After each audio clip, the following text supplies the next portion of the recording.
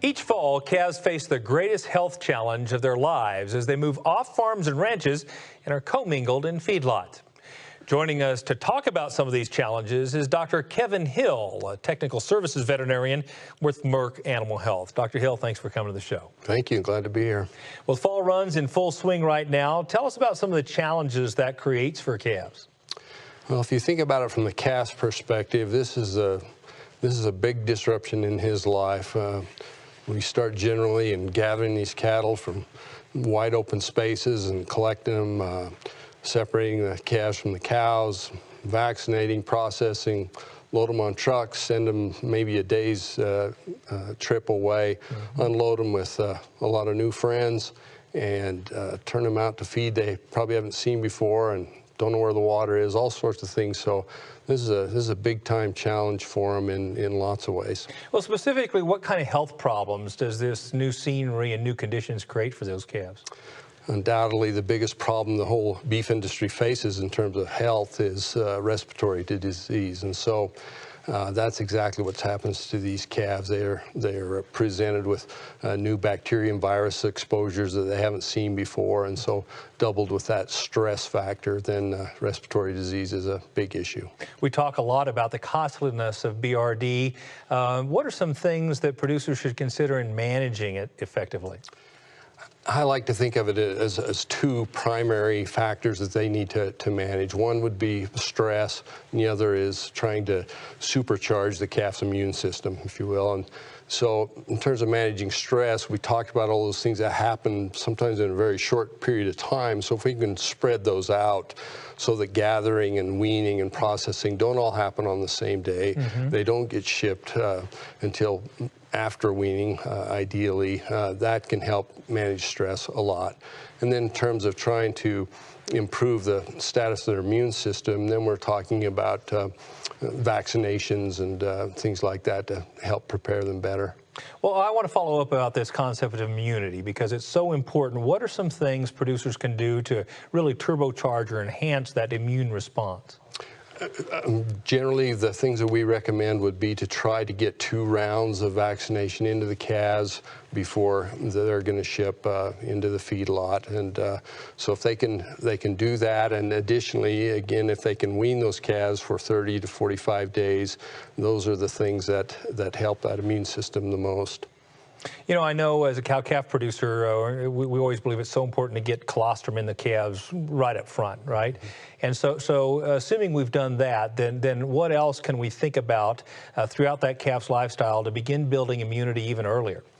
Well, it's interesting you mentioned colostrum because it's the effects of not getting enough colostrum at birth extend clear in not just in the suckling phase but into the feedlot phase. We know that calves that didn't get enough colostrum at birth have a much higher risk of disease and death in the feedlot. So that's number one. And then as the protection from those maternal antibodies starts to drop off over 3 to 4 months of age, then that calf needs to start developing its own active immunity.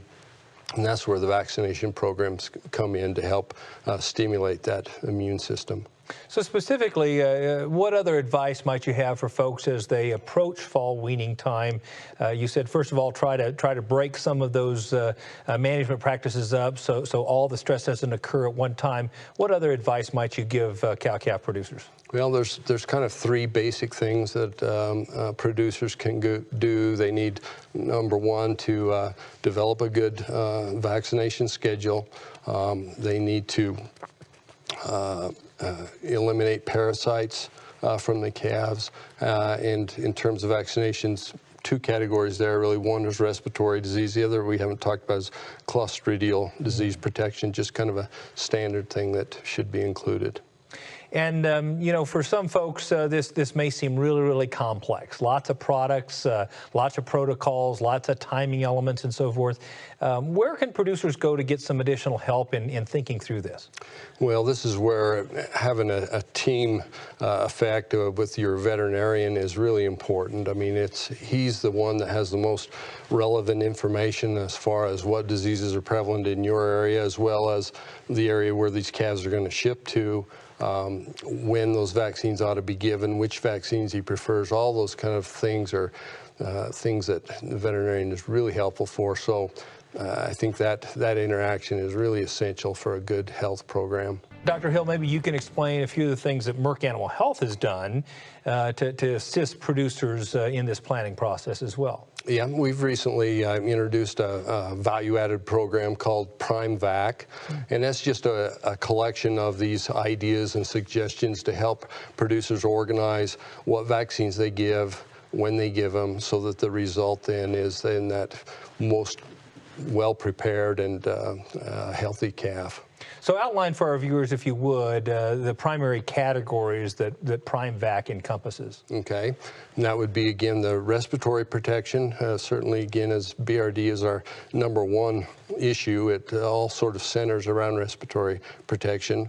#2 would be clostridial protection, like blackleg, malignant edema, kind of sudden death issues typically. And the third is control of internal parasites. Now, I know Merck has products in each of these three areas. Do you want to highlight a few of those?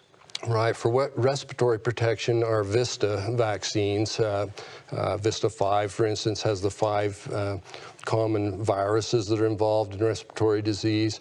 And then in Vista Once is a complete vaccine that adds the bacterial components of Mannheimia and Pasteurella to that vaccine. So we get a very nice complete respiratory protection out of the Vista vaccines. So the second category you mentioned, I think, was clostridial. What are some specific Merck products that help protect against clostridial issues?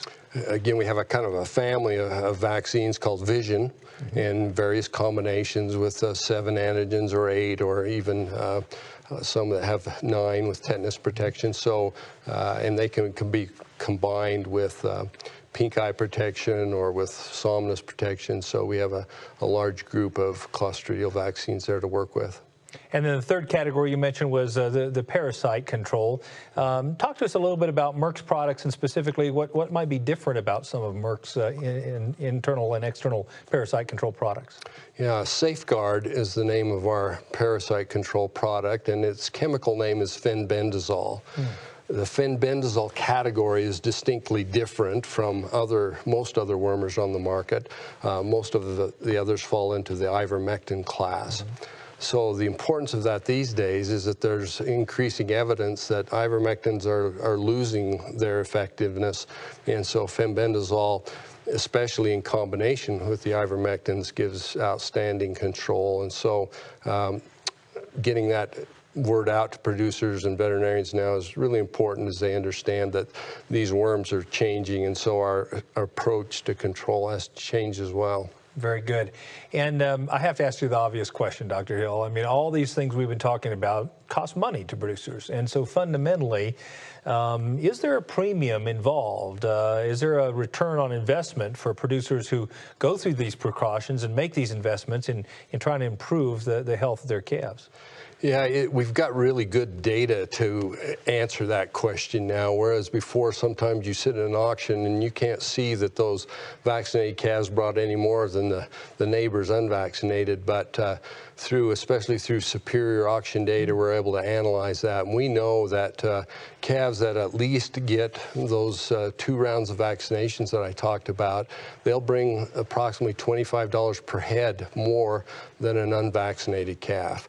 And if you take that same calf and add 45 days of weaning to it, that doubles to somewhere near $50 a head is the premium. So there's a good return there for the effort that goes into it. So it sounds like Merck's PrimeVac program really does create value for producers. It really has that opportunity to do that by veterinarians and producers working together.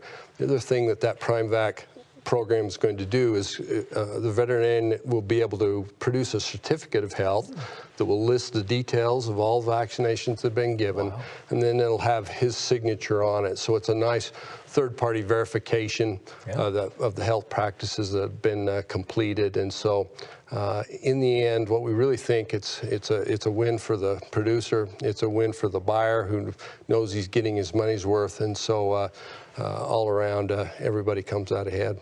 Well, no doubt as these cattle become more and more valuable, it's really incumbent on us to do everything we can to keep these cattle healthy. We've got a very expensive product out there these days to protect. That's right. Indeed. Thank you so much for coming to the show. Thank you. To find out more about the value of preconditioning your calves and protecting their health, visit our website at cattlementocattlemen.org.